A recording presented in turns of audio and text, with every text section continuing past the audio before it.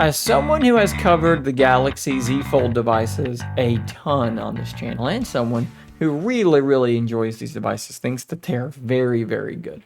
The temptation, the desire is always there every single calendar year to purchase the next Galaxy Z Fold device. With that being said, this year with the Z Fold 5, I'm almost certainly not going to be doing that. And if I'm being totally honest and upfront with you, it is because I have recently found myself in a financial predicament that is basically precluding me from being able to, in a financially responsible way, make that purchase, spend another $1,800, or actually maybe more than. We'll talk about that in a minute. It's a lot of money to be spending, is what I'm trying to say. And because of some very recent and very expensive medical bills involving this gentleman right here, it's just not something that I'm going to be able to do this year with almost all certainty. So if you're hoping for those Z Fold 5 Pixel Fold comparisons, probably just not going to be able to get that one done for you this year, guys. So in this video, what I'm going to do is I'm going to intentionally lean a little bit negative. I'm going to try to make myself feel a little bit better by convincing myself that I don't need the Z Fold 5 anyways. I have the Fold 4, and I don't need the Fold 5 because the Fold 5 just isn't going to be worth that money. I hope this video is taken as it is intended, very much tongue-in-cheek. Now, the points I'm going to be making, there's always going to be a grain of real truth there, so I'm not, just lying to you. But I am definitely going to be trying to convince myself that everything is okay and that I don't need to get this device. So with that being said, here's why I don't actually need the Z Fold 5. So reason number one is the camera system. All the rumors indicate it's just not going to be changing in a significant enough way. The specs look like they're going to be very similar. We may be getting a situation kind of like we got from the Flip 3 to the Flip 4, where the sensor was slightly tweaked to be able to gather a little bit more light, and you could squint and see slight improvements in the camera output. Frankly, I don't expect there to be a significant change, though, in the actual quality of the photographs at all. We just got this 50 megapixel sensor. They're not going to go out of their way and really overhaul this camera system. Everything's going to probably be very much the same as it was with the Z Fold 4, and not that that is a bad camera setup, but I actually think it's better than people give it credit for. I also have the Pixel Fold, which I think does have a better overall camera setup. So why would I need to get that Fold 5? When I have the Fold 4, the cameras are just not really going to be changing significantly enough for that to justify the upgrade.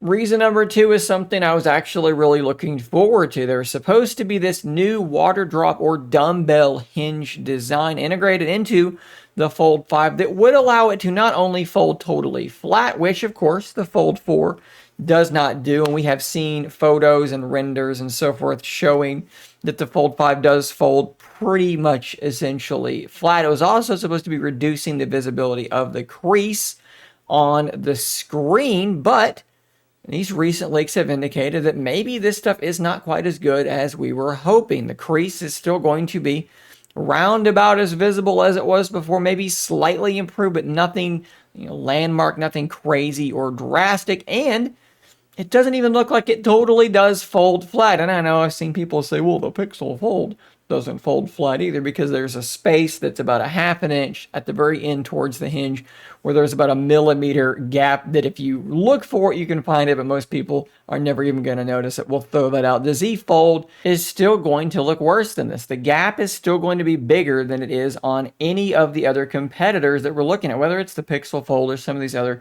Chinese brand. Oppo, OnePlus, almost certain to have a smaller gap as well. It's not removing the crease to any real degree either. Still kind of lagging behind a lot of the other competitors. I would love to show you real world images of this again, but Samsung will copyright strike this video and have it removed. So Google it check in the Discord server, search function Z Fold is sure to pop up there. Guys, at the end of the day, this new hinge is just not quite doing what early on we were hoping it was going to do. And that brings me to another point. There are other foldables coming. The OnePlus Open, which is the apparent name of their foldable device. We thought maybe it was going to be V Fold, but apparently OnePlus Open has also been trademarked, so perhaps that's going to be the name. This device is going to have really, really solid specs, right? Like top of the line specs. And the expectation is it's not going to be as expensive as the Z Fold, which typically is $1,800, the same price as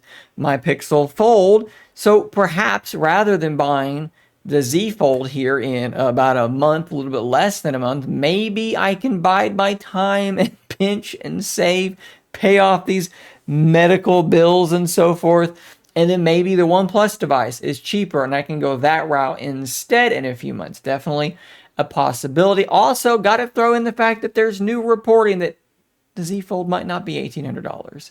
It might be $1,900. It may be close to $2,000. The price may actually be going up, which is something that nobody on planet Earth wants to hear. And that is another nail in the casket for me and the Z Fold 5. It was already extraordinarily expensive. And you add a couple more $100 to this thing, if that is real, if that is true. Any more drops in that bucket just make things easier for me to justify skipping it.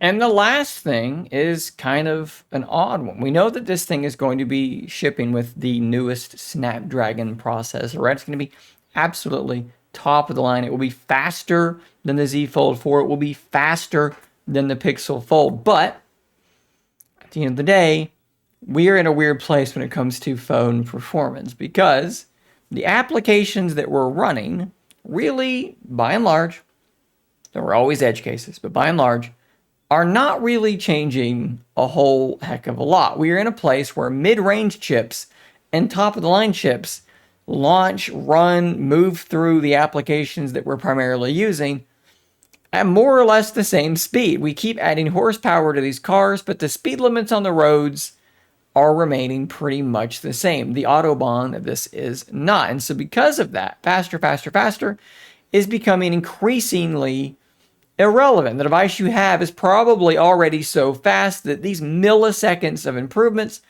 are probably just not worth anything to you anymore. Now, there is a chance that this chip will be more efficient, just like it was in the S23 Ultra, and that might lend itself to better battery life. That is probably like the thing I would like most to see out of the Fold 5. But in terms of that performance, I just don't think there's going to be a whole lot there to write home about because it's already so fast. The Fold 4 and the Fold 5, I'm betting you money, if you put the Fold 4, the Fold 5, and the Pixel Fold all in the line, and you launch the exact same apps at the exact same time, you go down the list and you launch the apps 99% of people use most of the time, they're going to be nearly indistinguishable in terms of performance.